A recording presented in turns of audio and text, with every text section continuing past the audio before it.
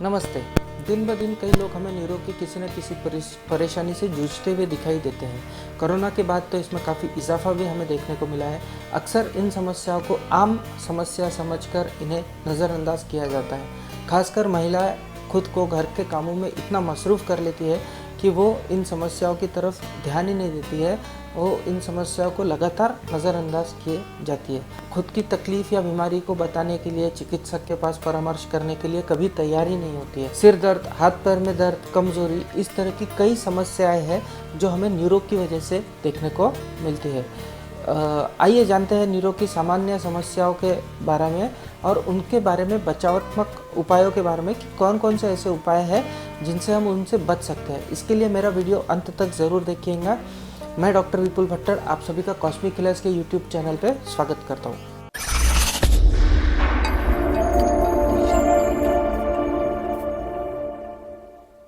बहुत कम लोगों को पता होगा कि पुरुषों के तुलना में महिलाओं का मस्तिष्क 10% छोटा होता है।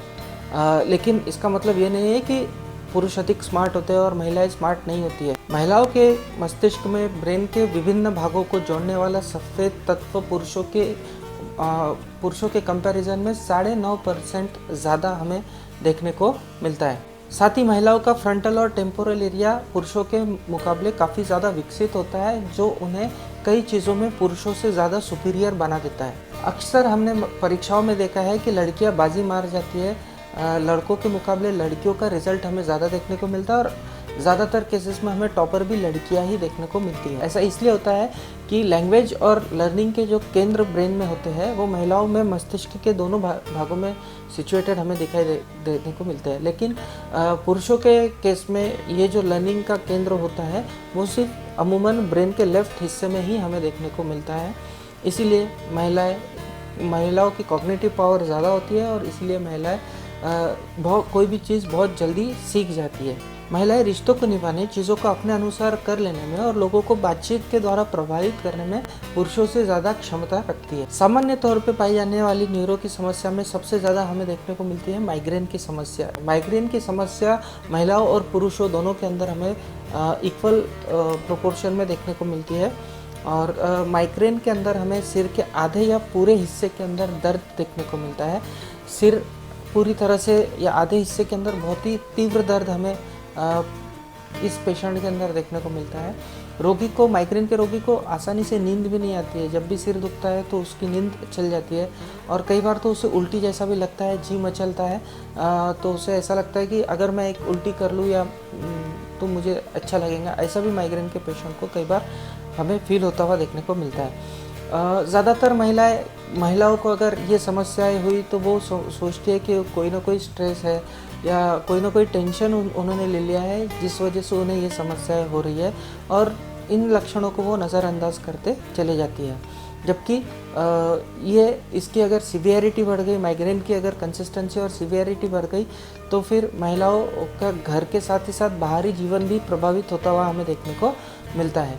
माइग्रेन का एक नियमित अंतराल के कोर्स के द्वारा सफलतापूर्वक इलाज होम्योपैथी में संभव है। अक्सर देखा है कुछ महिलाएं बैठ जाती है तो उन्हें खड़े होने में काफ़ी दिक्कत होती है, बहुत ही मुश्किल से ये खड़ी होती है। क्या ऐसा न्यूरो की प्रॉब्लम की वजह से हो सकता है? तो इसका जवाब है हाँ।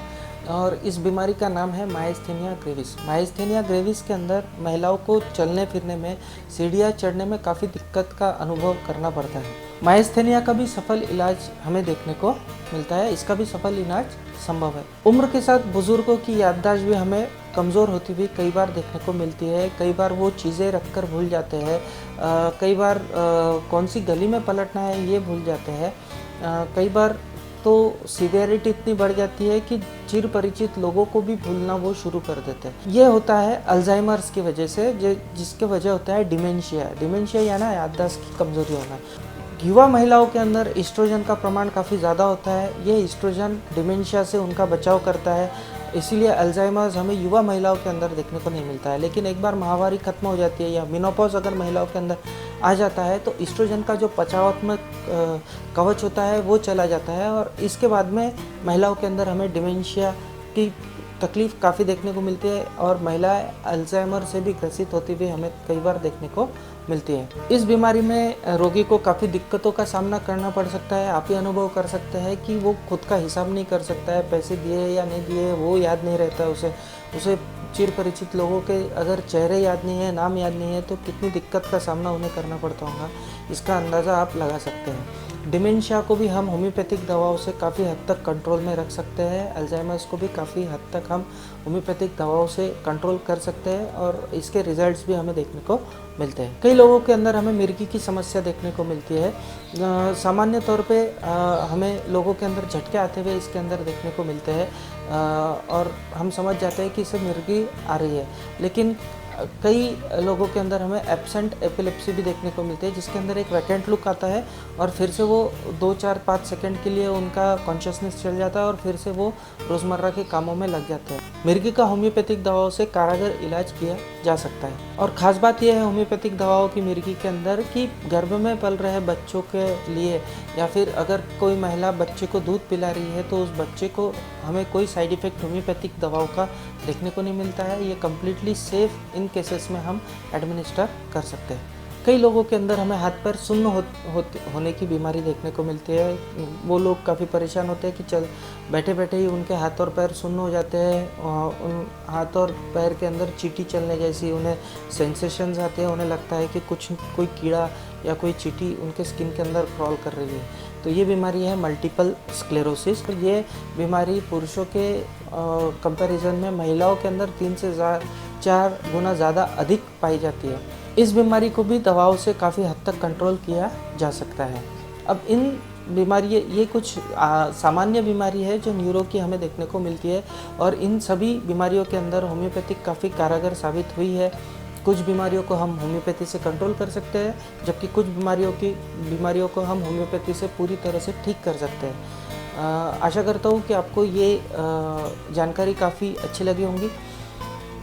जाते जाते मैं कुछ टिप्स बताऊंगा जिससे हम न्यूरो की समस्याओं से बच सकते हैं। न्यूरो की समस्याओं से बचने के लिए हमें स्वस्थ दिनचर्या को अपनाना काफ़ी ज़रूरी होता है। नियमित रूप से व्यायाम अवश्य करें। तनाव मुक्त जीवन जिए, क्योंकि हमें पता है कि तनाव से काफ़ी बीमारियां हमें होती हुई देखने को मिलती है। चिकित्सक को दिखाने में देर ना करें। हो सके तो अपने लक्षणों को नोट कीजिए और आपके नज़दीकी चिकित्सक का परामर्श ज़रूर लीजिए और तुरंत ही दवाइयाँ चालू कीजिए। अर्ली स्टेज में कम दवाइयों के कोर्स में आपको काफ़ी हद तक फ़ायदा देखने को मिलता है। चिकित्सक की सलाह का पालन पूर्ण रूप से करें। होम्योपैथी में रोगी के लक्षणों को देखकर ही दवा दी जाती है, पूरी हिस्ट्री ली जाती है, फिर उनके लोकल सिम्टम्स देखकर सिम्टम सिमिलैरिटीज़ को मैच करके होम्योपैथिक दवा दी जाती है।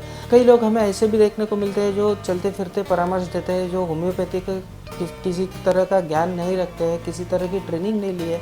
वो लोग भी दवाइयों को सजेस्ट कर देते हैं और लोग सालों साल तक के होम्योपैथिक उन दवाओं का सेवन करते रहते हैं, जो काफ़ी गलत प्रैक्टिस है। ऐसा बिल्कुल ना करें, क्योंकि लॉन्ग टर्म में होम्योपैथिक दवाइयों से फ़ायदे की जगह नुकसान होने के चांसेस भी हमें देखने को मिलते हैं। अगर आप सालों साल मन से होम्योपैथिक दवाई ले रहे हैं तो वो काफ़ी गलत है। आप नज़दीकी होम्योपैथिक डॉक्टर की सलाह ज़रूर लें। अगले वीडियो में हम कुछ न्यूरो की दवाइयों के बारे में बात करेंगे कि होम्योपैथी की कौन सी दवाइयाँ हैं जो हमारे नर्व्स को स्ट्रॉन्ग बनाती है, न्यूरो की समस्याओं में काफ़ी कारगर होती है।